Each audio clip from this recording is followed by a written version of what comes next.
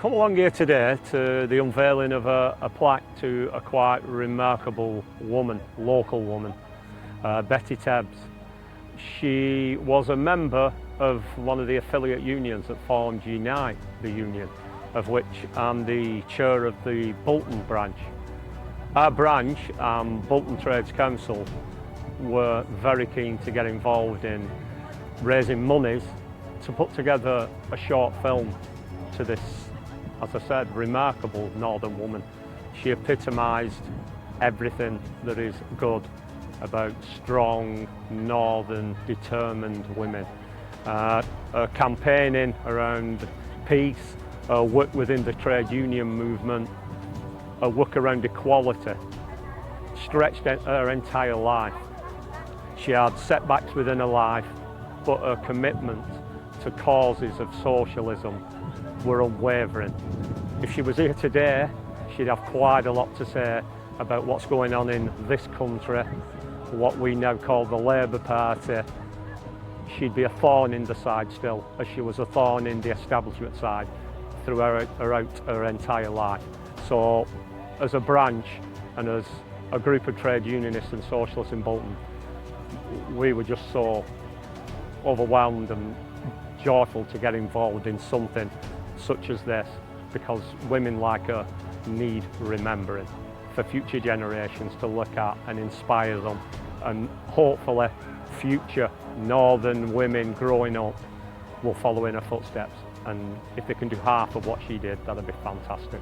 Mum will be so proud today to see all these people here celebrating her, and especially in her hometown. Absolutely royal to think that she has a plaque on these gate posts, and sometimes you hate it going through those gate posts, but nevertheless she did do, and she fought when she was inside. And my recollection of those gates are on a very foggy, icy November morning at 6 o'clock in the morning, when she was on picket, and I went with her down Clod Street and stood at the gates, and that's my memory of them, which is very real. But anyway, she went through those gates daily for 14 years, and she had good and bad days, but when she left a legacy that the women in that factory were paid the best rate for women in the paper industry in Britain. So that was a good thing.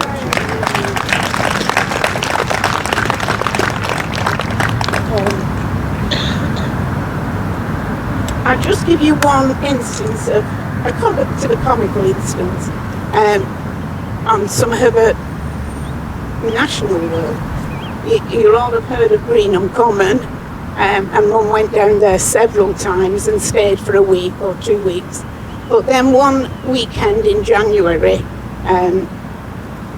there was a big push to get women from all over the world to come and join hands around the base and show support.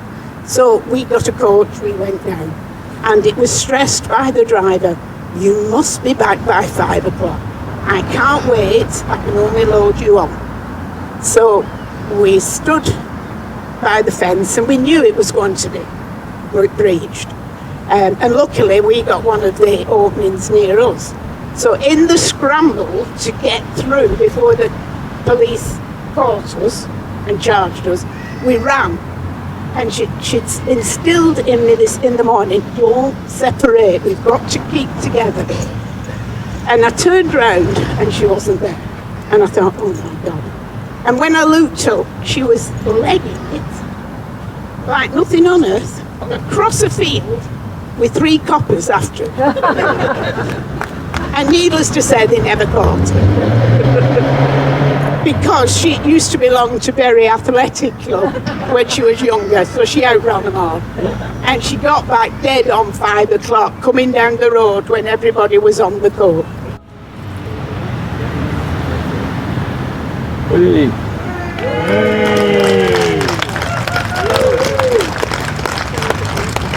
I heard a line in a play which Betty's name was mentioned in, about a statue for Victoria Wood but nothing to celebrate Betty's life. and said, like everybody else does, who's Betty Tebbs? So I went home and started reading about her and just became fascinated with her and couldn't for the life of me understand why she wasn't celebrated. So I wrote the song, that inspired me to write the song, and then that didn't seem to be enough. I thought, well, if she's not celebrated, I'll do something about it. I'll do a plaque. How do you do a plaque? And it all went from there, and it's taken 3 years of raising the funding, making a friendship with Pat over the phone, who's an amazing woman. And here we are today. It's all culminated in this today, which has been great. I'm really proud. Sometimes our history is airbrushed. Sometimes this story can be wrong. This story tells you what they think you need to know. And that's why Betty Tebbs deserves this song. Betty Tebbs, she fought for justice. Betty Tebbs, she fought for peace. Betty Tebbs for equality. Betty Tebbs, a legend indeed. 40, she had a conscience and a desire to put things right. Equal pay for boys and girls in the factory. And all her life she carried on that fight. Betty Tebbs, she fought for justice. Betty Tebbs, she fought for peace. Betty Tebbs for equality. Betty Tebbs, a legend indeed. What happened, Unite published the booklet. 2,500 copies were published. It's a big union and they were distributed locally and nationally. The story is a great one. Pat's dad over there, he gave his life in the struggle against fascism. He actually said, I'm going off to fight fascism. And he gave his life in the Second World War. Betty was left in a very difficult situation as a single parent. She was a class fighter, and the booklet talks, for example, how she became involved in the struggle around Palestine. It talks about her struggle C&D. It's great that the C&D manor is here today, and that's what her story is about. She was a radical working class woman who achieved a great deal of things, and this is the situation. Do you actually succeed? And the fact is, Betty did succeed.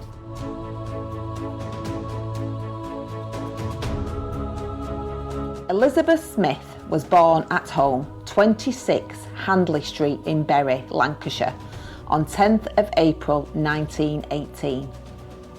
During a critical phase in World War I, Betty's entrance coincided with the arrival outside Bury of a Zeppelin German airship, a new form of war that meant civilians could be targeted at home.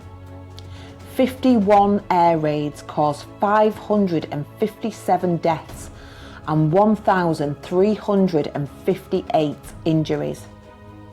Fortunately, the bombing raid near Bury in April 1918 was unsuccessful. Betty's two sisters, Alice, aged 11, and Olive, 6, now had another sister. Father, James Smith, a joiner, glazer, working as a handyman at a bleach works, had wanted a boy. Her name, Elizabeth, was chosen by her mother, Maria, maiden name Pullen. With finances tight, Maria supplemented the family income by taking in washing and by cleaning. On entering St Chad's Infants when she was 4, Betty discovered a natural aptitude for sport, especially running, which served her well when she later ran against Nellie Helsted, an Olympic bronze medal runner. Because of rheumatic fever, Betty required many months off school. She did, though, have an opportunity to go to grammar school, but her father, a progressive outside the home, refused to allow this. Aged 14, with no qualifications and no previous workplace experience, Betty struggled to find work on leaving school, as the registered number of unemployed people in the summer of 1932 was 3.5 million. Caused in part by the 1929 Wall Street crash, the Great Depression of the 1930s plunged much of Britain into abject poverty. Betty and a friend turned up at Wiles paper mill at 7:30 a.m. daily for almost 3 weeks, only for their employment request to be rebuffed by the foreman. So, there was extra joy when the foreman unexpectedly told her to start the following Monday. 7:45 a.m. to 5:30 p.m. with an hour for lunch plus 7:45 a.m. to noon on Saturday. She was paid 10 shillings and sixpence. Betty and John, a young man of similar age, had been assistants to a skilled cutter and done the same tasks, some of which were dangerous because only in extreme circumstances would the machine be turned off. Yet, she now discovered John had been paid over 13 shillings 65p. The extra money was because he was male. Betty was shocked and angry. So, when a woman came round the workplace and asked Betty to join the National Union of Printing, Bookbinding and Paper Workers, she did so immediately. It transpired that all the women were members, but only a few men. By 1936, Betty had become highly proficient in learning how to sort the sheets of paper. She was placed with a competent sorter, thus earning additional wages from piecework. She was guaranteed a weekly minimum wage of 30 shillings, £1.50, more than in many other similar workplaces. After a long courtship, Betty married Ernest Whitwell, 3 years her elder, on 11th of November 1939, only months after listening to Neville Chamberlain announce Britain was at war with Germany. In 1940, Ernest declared he had received a positive reply from his employers to be removed from his reserved occupation. Betty was upset, but Ernest was determined to fight fascism. After going to France on D-Day with the King's Own Scottish borderers, he was advancing through the French countryside. When his previously regular letters home to Betty and his newly born daughter Pat were no longer arriving, the worst was subsequently confirmed: killed in action. Then, just 2 weeks later, Betty was informed that as a single parent, she would receive a much reduced allowance. This injustice ignited in Betty a resentment and heightened her political interests. She later remarked that prior to the war, she had not seen any connections between her work in the trade union movement and party politics. Betty's mother persuaded her to go on holiday with Pat to Brixham in July 1944, where she met Len Tebbs, a London soldier stationed nearby. Len had attended the William Morris School in Walthamstow, London. The teachers there were socialists and followed the teachings of Morris, an early communist. On leaving school to start work, Len had joined the Young Communist League and studied Marxism. It was agreed that when Betty returned north, where she started back at Wiles Paper Mill, the factory where she had first worked, the new friends would correspond. When he visited her in Radcliffe, Len then shocked Betty by asking her mother, without Betty's permission, if he could marry the widowed woman. Betty was not yet willing to commit to a second marriage, but on Len's next visit, she agreed. On 6th of August 1945, Betty was left stunned by a newspaper poster stating that a nuclear bomb, the atom bomb, packed with uranium, had been dropped on the Japanese city of Hiroshima, instantly killing over 130,000 people.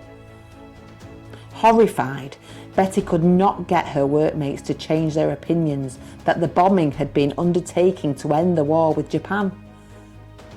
3 days later, a second atrocity took place in Nagasaki, where a nuclear bomb cored with plutonium killed instantly between 60,000 and 70,000 people in that city.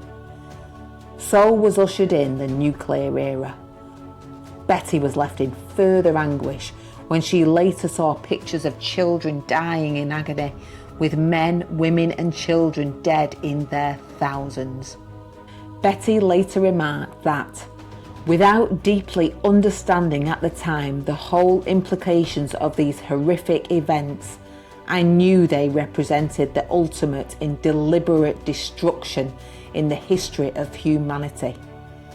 It was then that I vowed again that I would work for world peace and against such atrocities for the rest of my life. The bombings were not aimed at ending the war in Japan, but in order to test nuclear weapons. Betty later cited statements by Field Marshal Montgomery, General Eisenhower and Admiral Leahy, President Truman's Chief of Staff, in defence of this contention.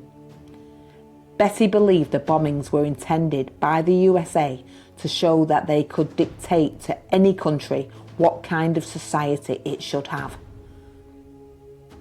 After Betty and Len married, they decided to live in Radcliffe, where there was already a family home. When Betty returned to the paper mill, Len soon afterwards found work at Triangle Valves, a Manchester engineering factory. Betty had become pregnant and was feeling unwell. It was decided she would not work, unlike when she was carrying Pat. Glyn was to be born without any complications. Len soon became active alongside other men in fighting for better wage and conditions. It was at Triangle Valves that the policy of working to rule was first employed, when negotiations with management were floundering. It later became an effective trade union policy. Len began selling the Communist Party newspaper, The Daily Worker, to around 1 in 3 of the workforce, and when Betty began reading the paper, the pair started discussing its contents. Betty's desire for political change then resulted in her joining the Labour Party, and she went canvassing when Ernest's sister Alice stood as a Labour candidate and was elected, only the second time a Labour councillor had represented the Radcliffe Hall ward. Labour had been elected into government after the war. Betty had great expectations for a better future. She was pleased when arms factories began making useful goods and council houses were built. The setting up of the NHS on the 5th of July 1948 was something that thrilled her, telling her daughter Pat that it was the best day of our lives. It was because it meant ordinary people did not have to pay to go to the doctor, as treatment no longer depended on how much money you had. Betty still owed the doctor £8 at the time and only became debt-free over 6 months later, after paying off the bill at 5 shillings 25p a week. Betty was also pleased when children's milk was subsidised. Betty and Len were left disappointed that Prime Minister Clement Attlee accepted martial aid from America that restricted Britain's ability to trade with the Soviet Union. Labour was removed from government in 1951 by the Tories, who remained in government until 1964. In 1952, Britain started a war in Malaya, where local people who had defeated the occupying Japanese army during World War II now wanted to run their own country, occupied by the British since the 18th century.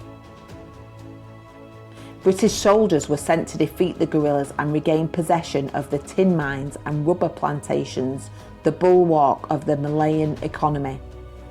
The Daily Worker reported atrocities by British soldiers and 200 Dayak headhunters employed to fight alongside them by the British government, who decapitated Malayan fighters. The paper published pictures of these horrors, including one of a British Royal Marine commander who was wearing a crucifix and a large smile while holding the head of a toothless Malayan woman in one hand and a toothless Malayan man in the other. Betty held up the pictures at work where many people were certain they were fake, a view echoed by many media outlets. However, Oliver Littleton, the Colonial Secretary, confirmed the pictures were genuine. Nevertheless, Betty's local MP, Mr. Walter Fletcher, a Tory with shares in tin mines and rubber plantations in Malaya, defended Britain's continued involvement. Betty felt confident that most British people did not agree with the MP. Soon afterwards, Betty and Len quit the Labour Party and joined the CPGB, where they became very active.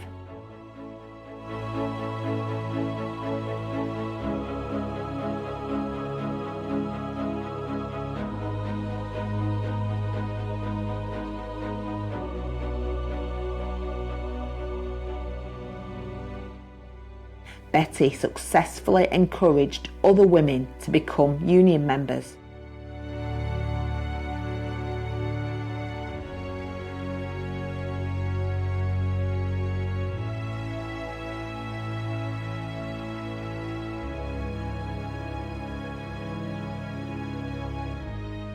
Betty and the full-time union official helped organise a walkout by 300 women, the first ever. The workers refused to immediately return after management informed them they all needed to reapply for their jobs. After 3 days of further strike action, management thus climbed down and a famous victory had been achieved. Betty subsequently began collecting the union subs and later became the elected MOC, a role she held for 18 years. During that time, the strength, determination, respect and loyalty of the majority of the women meant they became the best paid in any paper mill in Britain. Under Betty's leadership, the men in the process department also joined the union. Hi, I'm Kath G.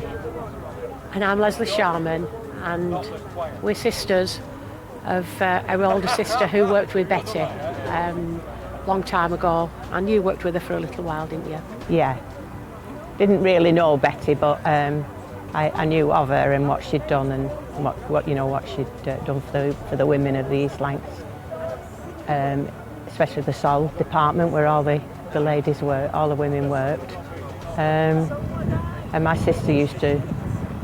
Well, she was my sister's hero or heroine, really, because of what she did for the women of the mill. So yes, so a few years ago, I think it was the year that Betty died, 2017, we went to a memorial in Manchester, in Hume, I think it was, really for on behalf of my sister who died the year before Betty.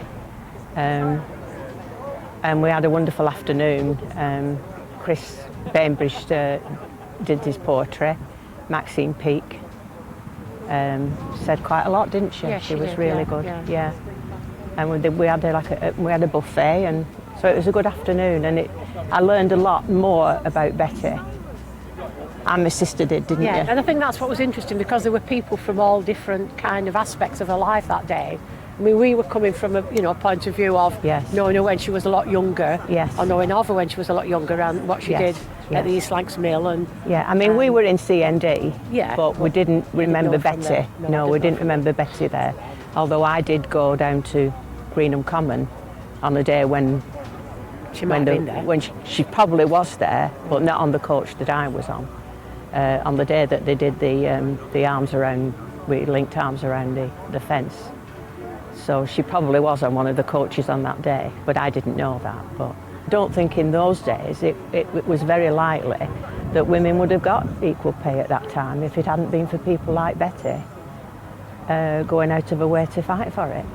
And I think seeing the young, seeing young ones here today, when you think of what's happening to the working class, and the lack of any union, not having union support, and we know how crucial that is, and I don't think young people do, because they don't remember the days when there wasn't any, and how important it was to have unions and to be united. Yeah. So, I think... a lot of the men didn't agree with it at the time.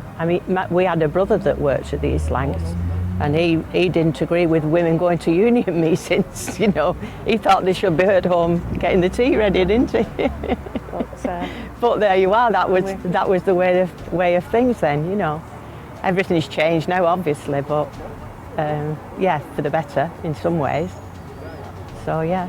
Well, Betty said that she was doubly discriminated against at work. She was discriminated against as a female, and she was discriminated against as a working class woman. And she took that anger and that discrimination and poured it into her activity in the trade union movement. But Betty wasn't alone. She was part of a Northwest tradition of working class women being active in their unions and in other political organisations. I think it's important that Betty's history is recorded in this film, in the fact that she produced her own biography, which is available at the Working Class Movement Library, and the many little films and interviews that she did over the years with people such as me. It's important for past women as part of that wonderful Northwest tradition we have of working class women's lives and activity. And it's also important for younger women activists today to tell them you're not alone, you're not unique, you're part of a wonderful tradition, and it's important that you take advantage of that and become active yourself. Betty's union organiser abilities were recognised soon when she was elected to represent union members across Radcliffe on the Union District Committee. She was also elected onto Radcliffe Trades Council, where amongst many activities she successfully led a campaign to get new toilets at Glynn School. Local children baptised them Tebbs toilets. As an MOC, Betty invited new workers home, where she explained the necessity of being a member of a trade union and its history. Betty opposed the foreman's distribution of the best jobs to his friends. Management thus agreed to examine the order books when women felt there was discrimination in the distribution of work. In 1958, Betty, by then the women's representative for the Northwest District of her union, was chosen as a branch delegate to the biennial conference. There were 311 delegates, of which around 40 were women. The Karen Vale branch had proposed the following motion: that a 40-hour week of 5 days be applied for without any loss of the weekly wage for shift workers in our paper and board mills. A nervous Betty spoke in favour of the resolution, citing the additional work of women in doing the shopping, washing and work in the home, so that in no time at all it was Monday morning. She backed a 40-hour week, a drop of 8 hours on the hours currently worked by full-time workers. The resolution was passed. Betty had rejoined the Labour Party after she and Len had quit the CPGB, as they felt that the Soviet Union had failed to understand the background to the Hungarian uprising in 1956. Betty later became an elected Labour councillor. Betty was also delighted to represent the union at an international women's conference in Switzerland.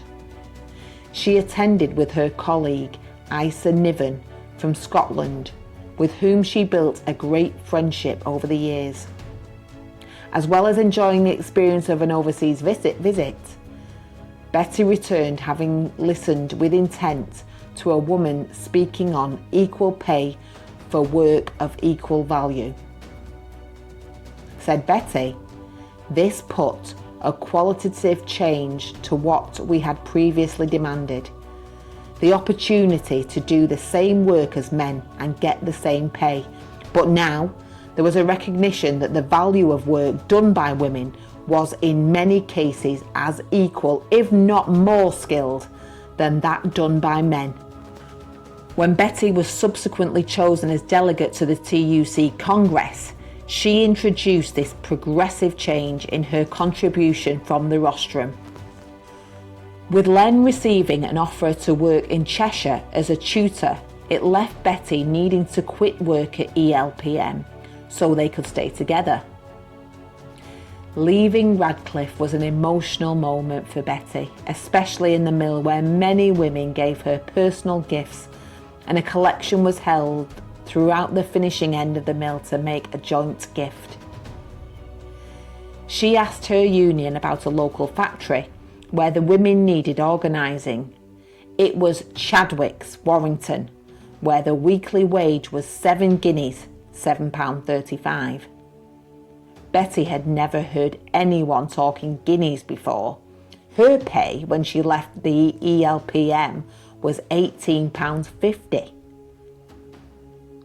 Chadwick's, a paper bag factory, was a grimy workplace. In a breach of the 1961 Factories Act, workers were forced to eat lunch at their machines. The factory walls had not been painted in over 30 years. Previous attempts by outsiders to unionise Chadwick's had seen the owner threaten to throw Betty's sister-in-law in the nearby river. As Betty gradually gained the women's confidence, union membership rose accordingly. Betty was elected MOC.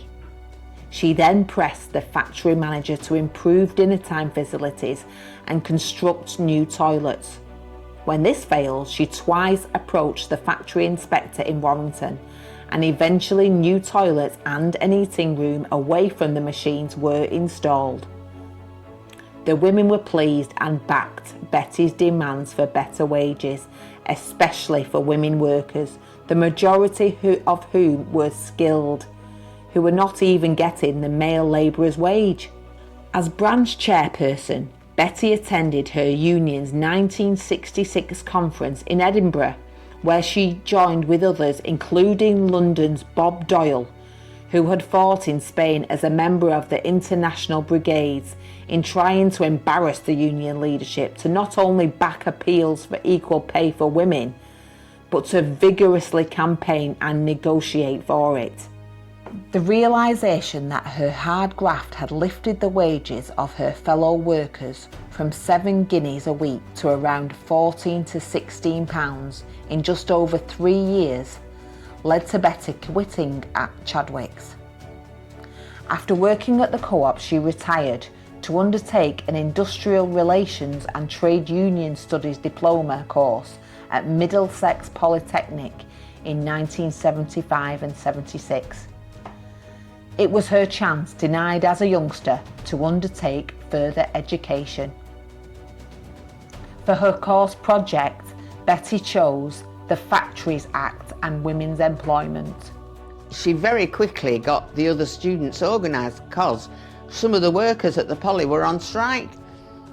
And when she got there, she found that some of them had crossed the picket line. Well, that was about enough to see her face go as red as her hair. She was really angry, and she got into the classroom and she went to town on them that they should cross the picket line. She was very, very angry. As she became more knowledgeable, Betty altered her viewpoint, concluding that all workers, male and female, needed more protective legislation. She contended there were no need for different retirement ages and it should be made 60 immediately, with 55 the aim. No one should work more than 35 hours a week. Pregnant women should be given light duties. Where the nature of a product doesn't require continuous production, then the factory legislation should stop night work. She recognised that it was not legislation that was preventing women from getting the training they needed, but attitudes of employers and some men. She urged the TUC to increase its organising of women. It proved a wonderful year. Betty had started a Warrington women's group which sought to get a home for battered women, only to be told by local councillors, all male, that there was no need for such a place as no one had asked for one before. Whilst considering what to do next, she was rung by the chairwoman of the National Assembly of Women, asking if she would represent the organisation at a working women's conference in Hungary. Betty then managed to get her local women's group to swap names to the Warrington NAW branch. Betty believed that being associated with a national organisation meant her local group would be stronger and have more structure. Whilst continuing to meet local councillors over the proposed women's refuge, Betty then discovered that a group of middle-class women and men had set up a women's aid group. When her own group delegated 2 women to attend the WAG meetings, they were made unwelcome, and Betty struggled to persuade her colleagues to maintain their involvement. Betty was made chairwoman of the fundraising group, and after a series of events, money was raised to buy a cheap 3-bedroom terraced house. After the building was opened, Betty noticed that it was the women from the NAW who took on the responsibility for the refuge, as the middle-class women just disappeared. When social services contacted the home, it was the responsibility for whichever volunteer was on call to pick up and maintain ongoing welfare support for the woman and her children who needed assistance. This was an exhausting task, and eventually only a handful of volunteers could maintain their involvement. The refuge was kept alive when social services agreed to take over the running at night, with NAW members doing the days. This was still no easy task, and Betty frequently found herself in situations with aggressive partners objecting to women leaving the family home. Betty's attendance at the conference in Hungary in 1977 started a long, active role within the NAW. She attended executive meetings in London. Getting working class women involved was prioritised. The NAW was affiliated with the Women's International Democratic Federation, which was closely associated with the Soviet Union, which led to the Labour Party proscribing its members from joining.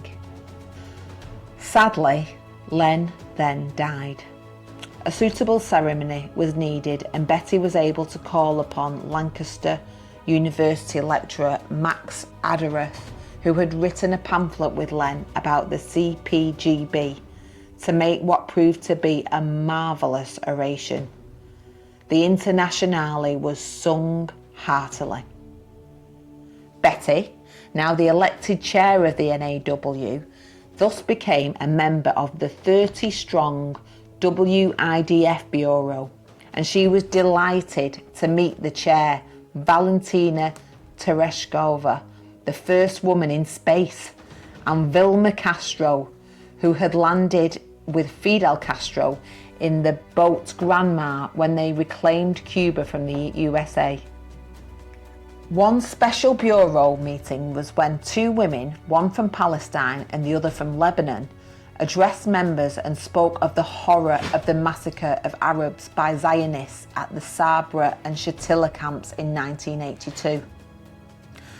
As women, men and children were mown down, nearby US soldiers refused to intervene. Betty had taken with her money raised by the NAW, and when she presented it to the 2 women, they broke down in tears. When I first met Betty, it was in the Communist Party, but she was already, I think she was the chair of the National Assembly of Women nationally, and I wasn't a member. So the first job for her was to get me to be a member, which she did. So I joined, and really, in many ways, that was the most important move for me because of what it led to. Now, I joined the National Assembly of Women, and I stayed, set up a branch in Rochdale, and then she and I would go together and visit other branches and talk to them and so on. But her plan was to get me on the executive committee. She always believed that you should push younger women to do stuff so that older women could just pass on the experiences but not do the work anymore, which was fair enough. So eventually I got onto the executive committee, and the role of the National Assembly of Women was to send women from all over the world to countries where women were in struggle, and to do interviews, and then to write reports which would be published and sent in 5 or 6 different languages around the world to all the women's organisations that were affiliated. One of our sister organisations was the General Union of Palestinian Women, and Betty was really interested in it, but she was very interested in trying to get me to go and visit and do interviews and things like that, because my background, although I've been an atheist since I was a teenager, was from an Orthodox Jewish family that came from Eastern Europe, and she thought that was fascinating because she hated religion of any kind. And there was one other Jewish woman in the organisation who was a lot older than me, and I shouldn't have thought very fit. And so Betty argued for me to be the one to go. And the executive committee agreed that I should be the one to go on their behalf to Palestine. And so I went in 1986. And it was all a bit of a mishmash, really, because they didn't tell you what you were going to do because it was very sensitive. So they told you fairy stories, really, that you had to tell them at the airport and everything. So I was allegedly going to a peace conference in Jerusalem. And I thought that's what I was doing, because they didn't tell me. And so I went, and I was met in Jerusalem by some women from the Israeli women's organisation, which was also affiliated, and they supported Palestinian women, and they had Palestinian women who lived in Israel in their organisation, and they met me at the airport and looked after me and took me to a hotel. And then it was funny because, you know, I just said, you know, what am I going to, when does the conference start? And they looked at me and said, what conference? I said, I thought I was coming to a peace conference in Jerusalem. And they said, no, you're going to be taken to a hotel, and tomorrow you'll be collected by 2 Palestinian women. One speaks English, one drives, and you're going to be taken over the border into the occupied territories, where you're going to spend all of your time travelling around and interviewing families and women about living under occupation. So I took a hard swallow and I thought, oh, bloody hell, I've only got 1 roll of film. So I said to them, I've only brought 1 roll of film with me. And they said, oh, don't worry about that, we'll get you film in the morning, which they did. And these 2 women came to pick me up the next day. And I was with them for the whole time there. They just took me everywhere, all over the occupied territories and Gaza, to interview families and women who'd been in prison, and eventually some of the children who were in prison as well, Palestinian children in Israeli prisons. And but I realised, of course, that I couldn't say anything to anybody, because nobody knew. They all thought I was at a peace conference, and I thought, if I talk to my husband on the phone, I can't tell him, because by then I knew that the secret services would have been locked into the phones in the hotel.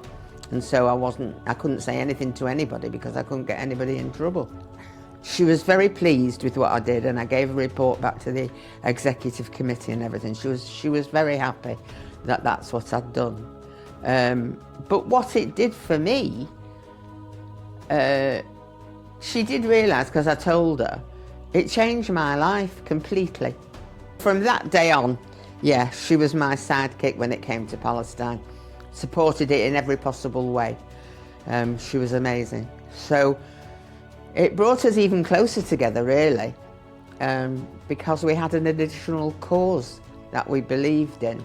In 1986, Betty was delighted when Valentina, who had thrilled the other women when she told them of her space journey, asked if she would join her in speaking against nuclear testing to 10,000 women in the Lenin Stadium in Moscow.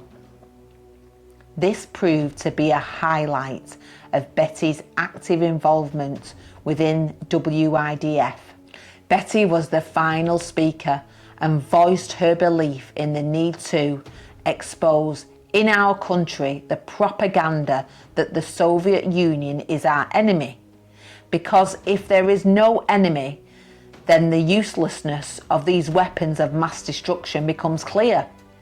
This is the important task facing our movement and the wider peace movement. The 1984 and 85 miners' strike was the bitterest industrial conflict to date in Britain, and Betty naturally wholeheartedly backed the striking miners and their families as they fought for jobs and the survival of their communities.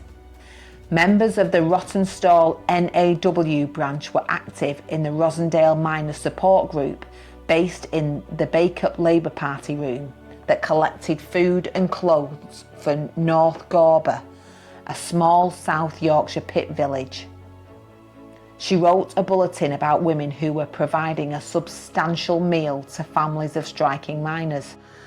Betty also wrote many NAW letters, including in May 1985 to Saddam Hussein, denouncing the build-up to an attack on the autonomous Iraqi Kurdistan region by Turkey, for which the Iraqi leader was providing logistical support. She demanded an end to these war preparations.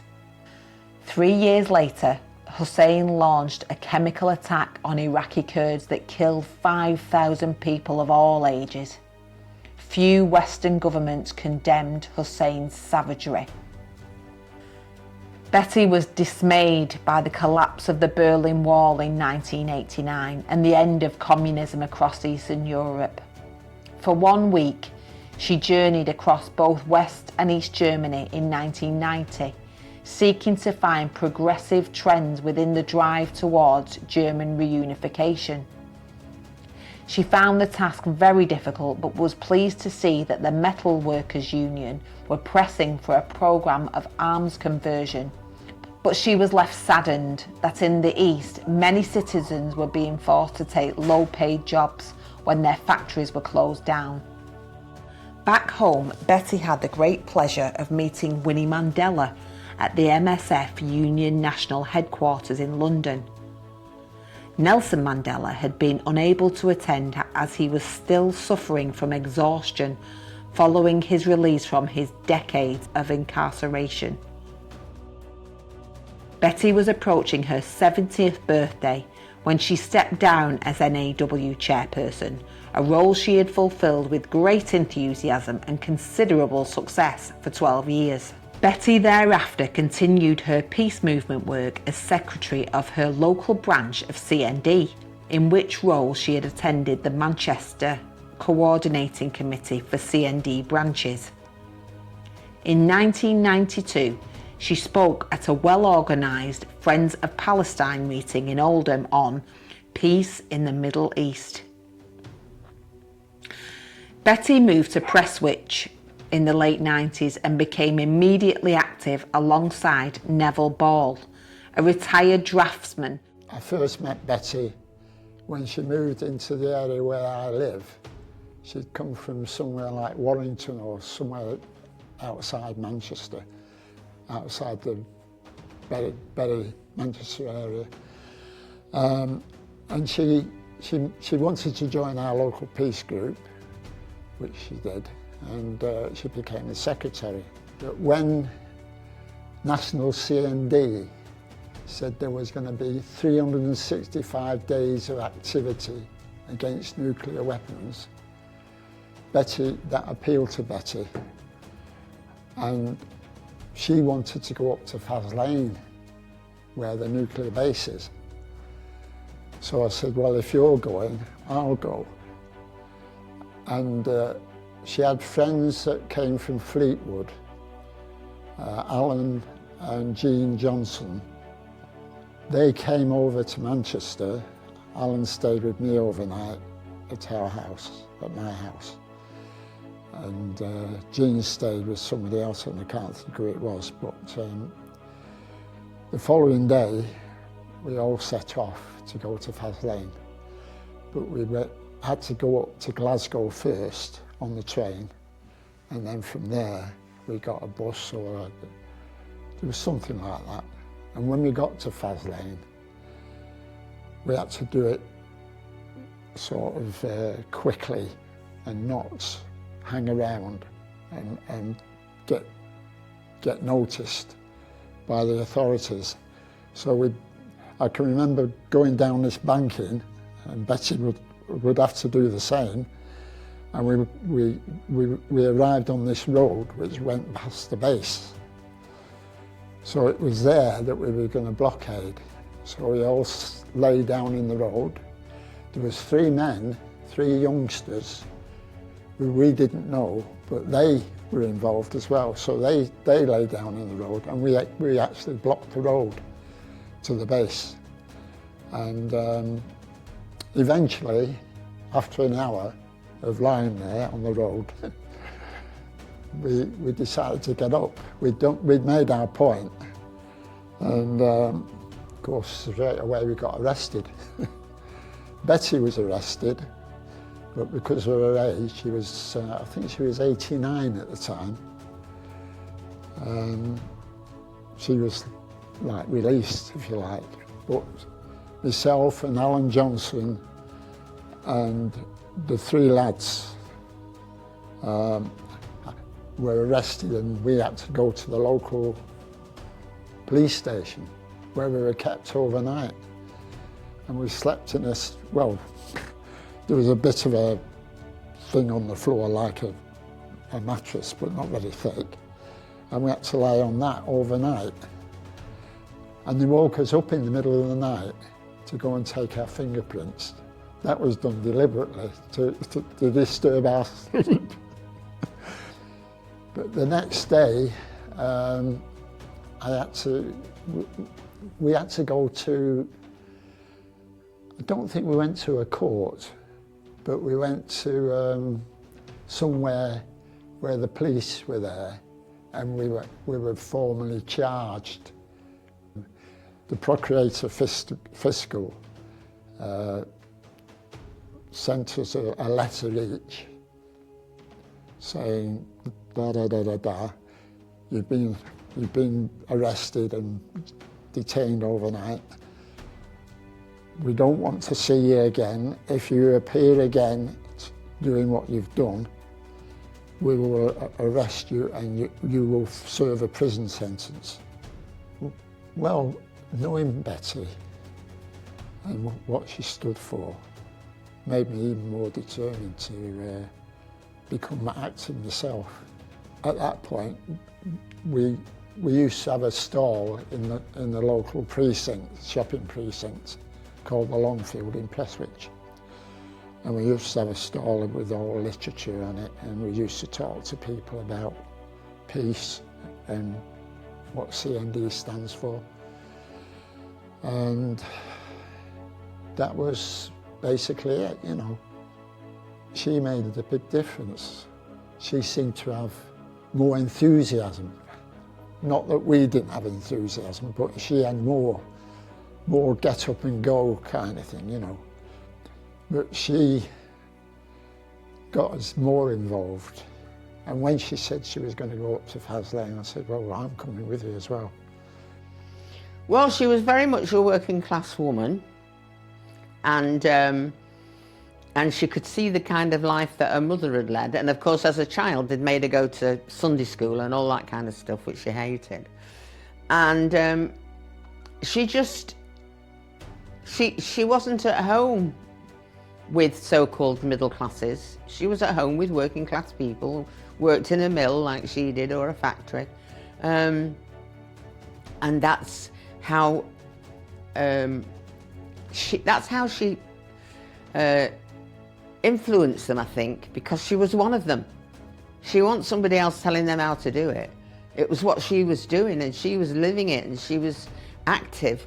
And so it became very real for her.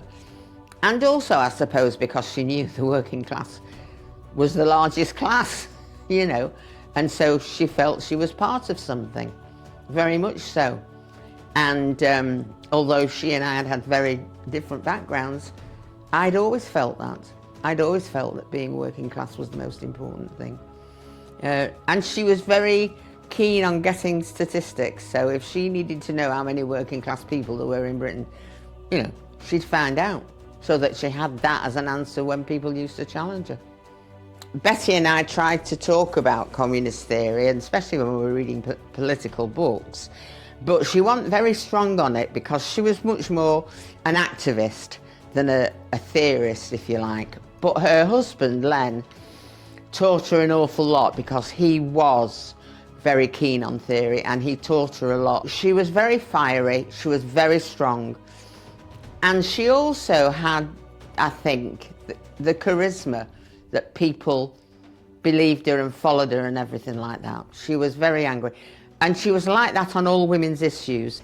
Betty's long-term work on behalf of women was recognised in 2010 when she won the Elizabeth Gaskell Award at Manchester Council's Women's Awards. Betty continued to pressurise trade union leaders into action by writing to them, urging them to take strike action to oppose the austerity agenda of the Tory Liberal Democrat coalition government. In 2015, she spoke at the GMB Women's Conference in Liverpool, where she urged elected representatives to keep contact with their members in the workplaces and to take the initiative in approaching management on behalf of members. In September 2016, Betty was accompanied to the Labour Party conference in Liverpool by Linda Clare.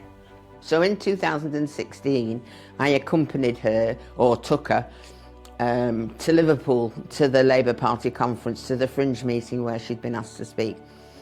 And she knew most of the people on the platform, like Len McCluskey and one or two others. And it was quite a big platform, actually, but the problem for Betty was her hearing was bad as well, so she couldn't see who put the hand up to ask a question because she couldn't see who it was. And so I sat next to her on the platform and I would point out the people who wanted to ask her a question. And I mean, she was minute, Betty. She was really tiny. And then you've got men like McCluskey, you know, and she'd taken him to task a number of times over peace. And the whole question of the industry that his members would be in, that would be making weapons and things like that. We can't have socialism without peace, and we can't have peace without socialism.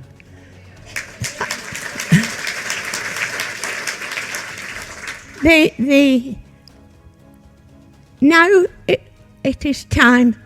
We can't wait any longer. The time for action is now. And the bottom line is, it's up to us. Because she was a force to be reckoned with, and when she spoke, as little as she was, it was with a very forceful voice, because she was passionate about peace, and she had been since the bombs were dropped on Hiroshima and Nagasaki. That was her life. And she was absolutely passionate about it. And so she got a wonderful response, wonderful. And afterwards people came to her to want to talk to her, you know. So I used to sort of ferry people around her so that she could see them and speak to them and everything. And I mean, I was always very proud to be sat beside her, got to say, because all the time I learnt from her. And when I didn't agree with her, I told her. Yeah. With Betty, she was not only a comrade, she was a friend. We became friends, you know. And I spent a lot of time in her flat, just chatting about world events, you know, politics mainly, peace, anything that we wanted to talk about, you know, which was involved wars and things like that. And we got on well. We got on well, and I used to visit her quite frequently and spend time with her, just sitting, chatting about things, you know. I learnt everything from her, and she was just incredible. And if she was talking like at a union meeting, the women in the audience were just carried along with her.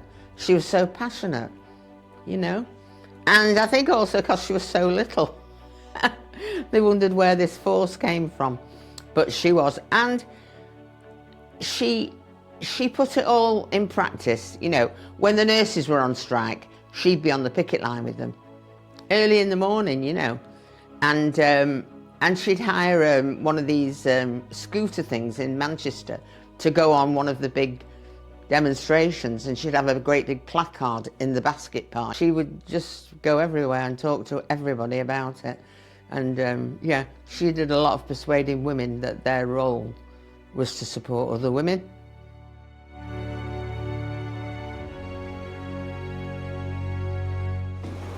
Without the help of friends and my family, friends like Linda and Neville,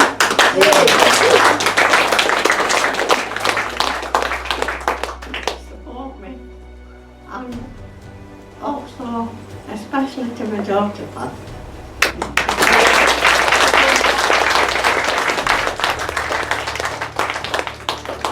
Constant care. I want to live in the life I'm doing. You know. And then, of course, to all of you for coming here tonight and listening with patience. Well,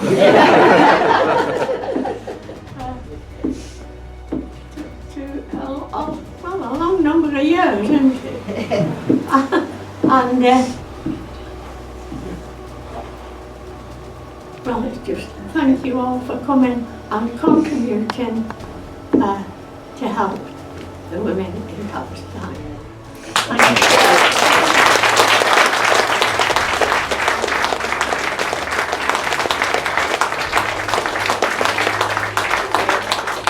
Small token is we're making Betty tonight an honorary life member of Bolton.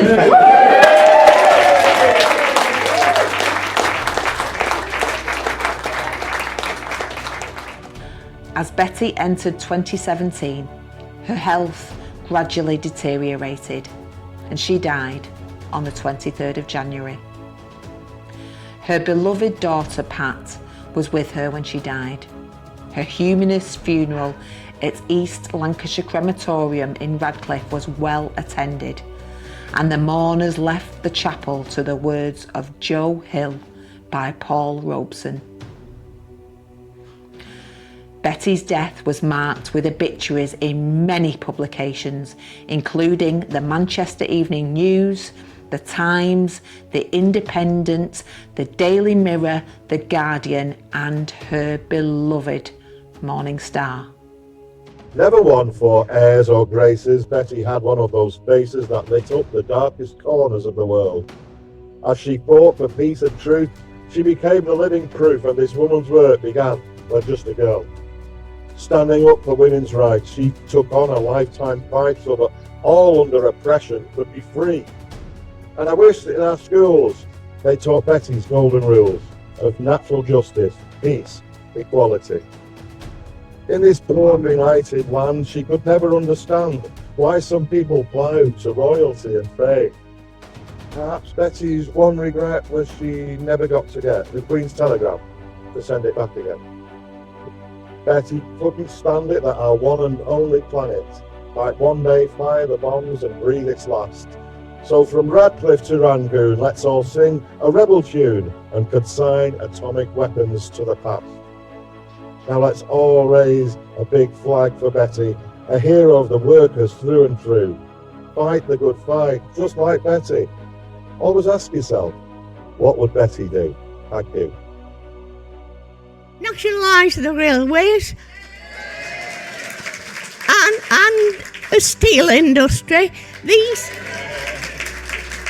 two are they're necessary to put the rest of the country on the road, and also put the health service back on track, and education, and much more.